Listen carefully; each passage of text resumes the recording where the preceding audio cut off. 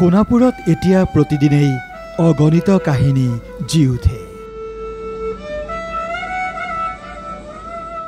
এই কাহিনী প্ৰাণৰ শিল্পীক ভাল পোৱাৰ, বুকুৱে বুকুৱে বৈ থকা আকুল প্ৰাৰ্থনাৰ। কোনোৱে শিল্পীক সমাধিতে এটি ছাতি উপহাৰ দিছে, ৰ'দে নুপুৰিবলৈ, বৰষুণে ধুৱাই নিনিবলৈ ঈশ্বৰ পুত্ৰৰ নিগাজী স্থান। কোনোবাই আঠে বেঠে লৈ আহিছে ঘৰৰ পৰা পিঠা লাড়ু। এখন কলপাতত আগুৱাই দি হুহুকাই কান্দি কৈছে, লোৱা অকণমান খোৱা। শিল্পী সমাধিত শুই আছে। কায়িক অনুপস্থিতিক এতিয়াও গ্ৰহণ কৰিব নোৱাৰা মানুহবোৰে কৈ উঠিছে, হে জুবিন, এবাৰ মাত দিয়া। কাহিলি পুৱাৰ পৰা নিশালৈ এই পুণ্য ক্ষেত্ৰলৈ মানুহৰ সোঁত। সমাধিত দিন ৰাতি একাকাৰ। মাজনিশাও উজাগৰে থাকে জুবিন ক্ষেত্ৰ। সেই স্থানৰ পৰা ভাঁহি আহিছে জুবিন গাৰ্গৰ গীতৰ সুৰ। বেহেলাত বাজিছে আকুল প্ৰাৰ্থনাত পৰিণত হোৱা মায়াবিনী ৰাতিৰ বুকুত। নিশাৰ নিস্তব্ধতা ভেদি বুকু ভিতাৰি যোৱা এই সুৰ। কোনোৱে আকৌ নিশাই ৰং তুলিকাৰেও প্ৰাণ দিছে শিল্পীক। এই দৃশ্য বুধবাৰৰ মাজনিশাৰ।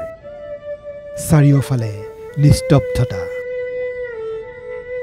শিল্পীৰ সমাধিত কোনো অনুৰাগীয়ে বেহেলাত সুৰ দিছে, ধুমুহাৰ সতে মোৰ বহু যুগৰে নাচোন। অনুৰাগীৰ এই কচৰত নীৰৱ হৈ যেন শুনি গৈছে প্ৰাণৰ জুবিনে। ঈশ্বৰ পুত্ৰৰ সন্মুখত তেওঁৰ গীতৰেই অনুশীলন। নিশা চিত্ৰশিল্পী নীলিম মহন্তও আহিছিল জুবিন গাৰ্গৰ এখন বিশাল চিত্ৰ আঁকিবলৈ। জুবিন ক্ষেত্ৰত তেতিয়াও অনুৰাগীৰ ভিৰ। ইজনৰ পিছত সিজন অনুৰাগীয়ে নিজৰ টি চাৰ্টত অংকন কৰাই লৈছে প্ৰিয় শিল্পীৰ এখন ছবি।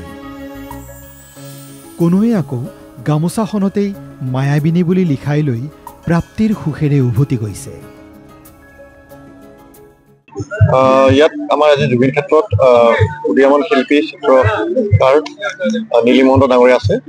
আৰু তেখেতে আপোনালোকে দেখিছে ইয়াত প্লাইবোৰ্ডৰ তেখেতে ইয়াত চিত্ৰ অংকন কৰিব জুবিনদাৰ।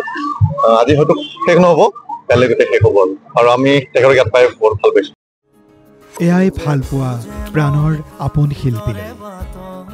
ঈশ্বৰ পুত্ৰ জুবিন গাৰ্গৰ সৈতে অনুৰাগীৰ এনে অনুপম কাহিনীৰ পৃথিৱীত পৰিণত সোণাপুৰ।